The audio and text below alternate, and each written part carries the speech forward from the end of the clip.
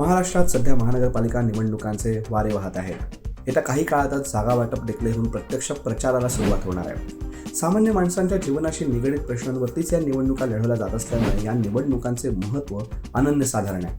या निवडणुकांमध्ये आपण नगरसेवक निवडून देतो, परंतु आपल्याला माहिती आहे का की कुठली व्यक्ती नगरसेवक बनू शकते किंवा नगरसेवक पदाच्या नेमक्या अटी काय आहेत?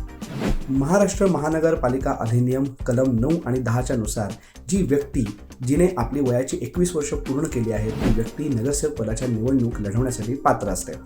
ज्या महानगरपालिका किंवा नगरपालिकेसाठी त्याला निवडणूक लढवायची आहे त्याच महानगरपालिका आणि नगरपालिका क्षेत्रामध्येच त्याचं मतदार यादीमध्ये नाव असणं सुद्धा बंधनकारक आहे. या प्रमुख अटी आहेत. याशिवाय उत्पन्नाचा दाखला असणे, जातीचं प्रमाणपत्र आवश्यक असल्यास जातीचं प्रमाणपत्र दाखवणे यासुद्धा अटी या नगरसेवक पदासाठी लागतात.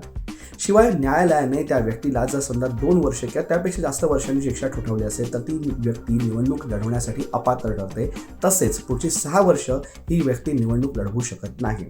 ह्याच्यापेक्षा अजून एक महत्त्वाची अट म्हणजे 12 सप्टेंबर 2001 नंतर त्या व्यक्तीला 3 पेक्षा जास्त अपत्य असतील तर ती व्यक्ती नगरसेवक पदाची निवडणूक लढवूच शकत नाही.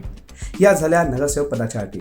अजून काही गोष्टी घेऊन आपण तुमच्यासमोर येणार आहोत. पण हा व्हिडिओ तुम्हाला कसा वाटला कमेंट बॉक्समध्ये नक्की सांगा.